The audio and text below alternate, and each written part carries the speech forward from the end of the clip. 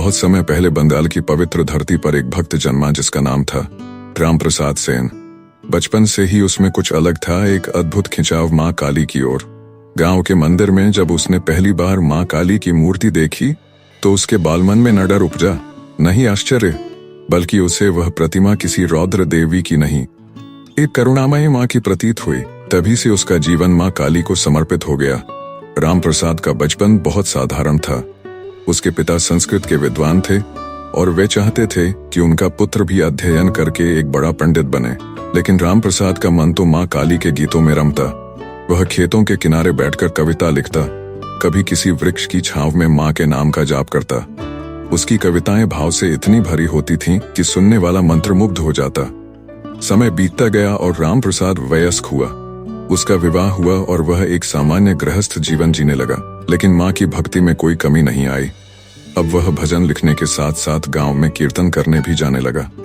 उसकी आवाज में इतना दर्द, प्रेम और भक्ति होती कि लगता जैसे स्वयं माँ काली उसकी सेवा से बोल रही हों।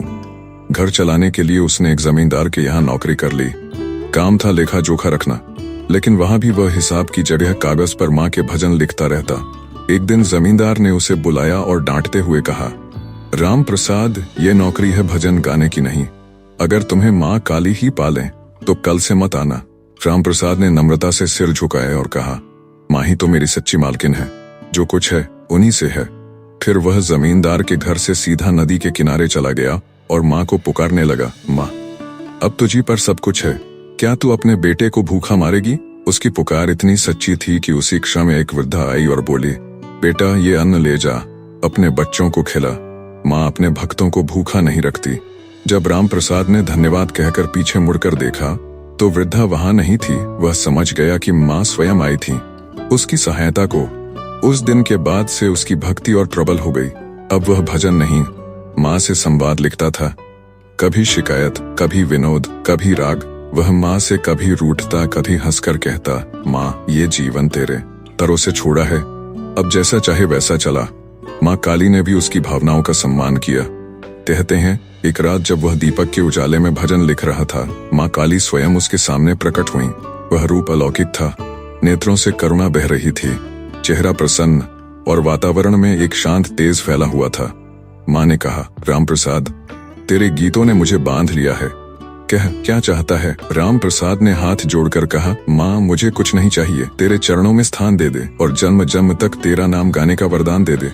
माँ मुस्कुराई और आशीर्वाद दिया, तेरा नाम अमर होगा, तेरी भक्ति युगों तक लोगों को राह दिखाएगी। राम प्रसाद की भक्ति में केवल पूजा नहीं, आत्मीयता थी। वह माँ को देवी नहीं, माँ मानता था, पूजनीय नहीं, अपनेपन वाली। उसके भजन इतने सरल और सच्चे होते कि आम जनमानस उन्हें तुरंत अपना लेते। वह गाता, तू मेरी नैया चला, माँ तू ही पतवार, तू ही माझी। ऐसे भजनों में न केवल भक्ति बल्कि एक शिशु का अपनी जननी पर विश्वास झलकता था। उम्र ढलने लगी, शरीर कमजोर हुआ, पर कलम नहीं रुकी। एक दिन उसने माँ से कहा, माँ, अब बुला ले, यह जीवन तेरे नाम का स्मरण करते करते पूर्ण हो गया। उस रात गांव के मंदिर में घंटियां अपने आप बजने लगीं। दूर क्षितिज पर एक नीली रोशनी दिखाई दी और लोग कहते हैं, माँ स्वयं विमान में बैठकर अपने राम प्रसाद को लेने आई।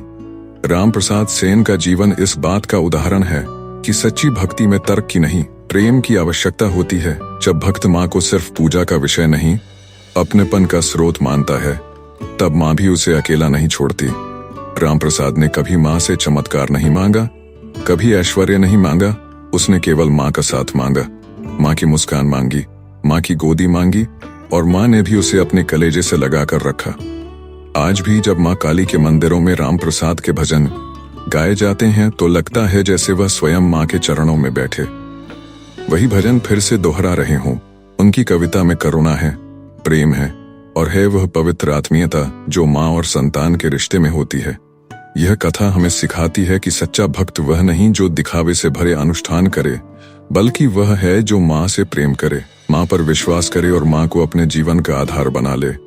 जब ऐसा प्रेम होता है तो माँ स्वयं चलकर आती हैं और अपने भक्त को जीवन मरण दोनों से पार कर देती हैं।